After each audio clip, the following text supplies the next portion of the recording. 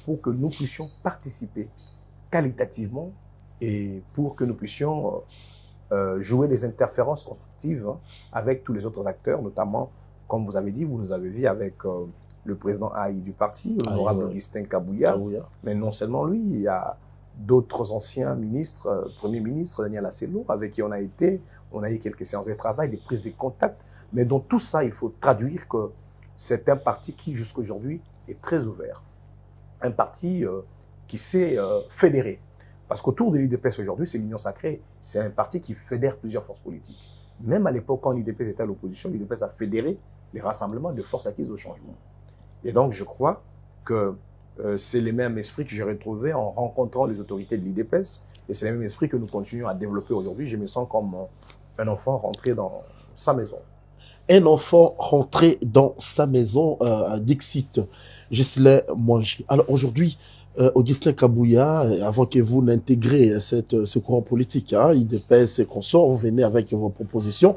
Est-ce que vous pensez que Augustin Kabouya aujourd'hui serait la personne indiquée de conduire le parti IDPS aux échéances électorales de 2028? Ben, aujourd'hui, je suis très humble. Et surtout, je pense que un oui pourrait suffire à votre réponse. Mais il faudrait que je vous fasse comprendre.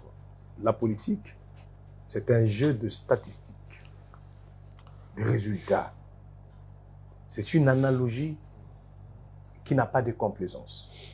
Et surtout qu'il faut soutirer tout fanatisme.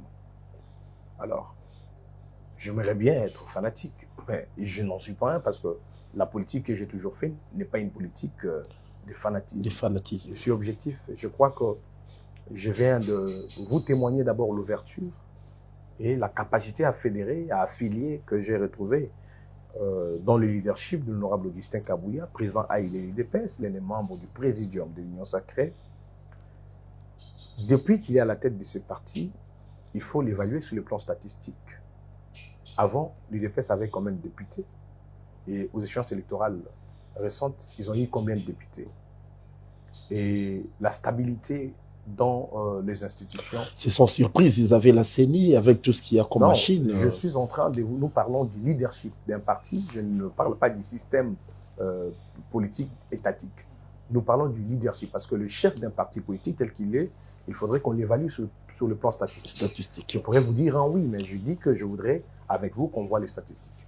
Avec l'honorable Augustin Kabouya, l'UDPS a plusieurs députés nationaux aujourd'hui, autant de députés provinciaux, de municipaux.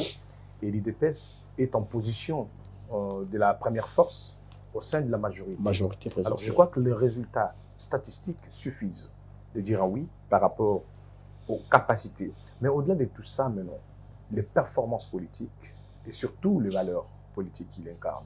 L'IDPS vient de connaître récemment des crises, des querelles fratricides, parce que toujours en politique, il y a ceux-là qui ont des ambitions et ceux-là qui veulent jouer à des anarchies internes, ça arrive, mais il sait au-dessus de cette mêlée-là. À tel point qu'aujourd'hui, tous les acteurs de l'IDPS qui étaient dans les camps dissidents sont revenus eux-mêmes vers lui et c'est un processus continu. Et nous, par exemple, qui étions à l'opposition, frontale avec l'IDPS, ou avec la même autorité du président Kabouya, nous sommes aujourd'hui venus et il nous a tendu la main. Un homme politique, on l'évalue comme ça, à travers des résultats statistiques, mais à travers des valeurs politiques. Un homme politique, c'est celui qui a de l'ouverture. C'est lui qui sait prendre les adhérents, le conduire, les encadrer. Un chef de parti politique, c'est comme un gardien des temples. Il doit avoir ces capacités-là, la résilience. Il doit savoir se surpasser. Il doit savoir être tolérant. On a acquis de plusieurs mots. Vous avez quand même lu ces attitudes. Et en même temps, ce n'est pas aussi que ça qu'il sait faire, mais il sait défendre le parti présidentiel. À chaque fois qu'il y a une attaque politique, ça je l'ai dit, il réserve une réplique proportionnelle à cette attaque ou à cette action ou communication politique.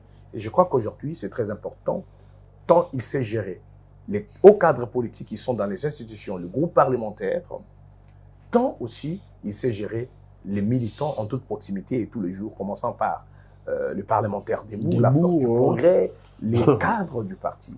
Je crois que c'est un homme aujourd'hui aux qualités indéniables et qu'il faudrait se le dire et aussi donner cet avis au chef de l'État.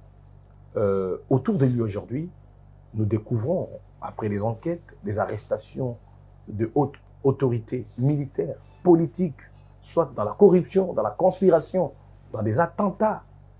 Mais ça veut dire que le chef de l'État doit compter sur ses loyaux et fidèles compagnons.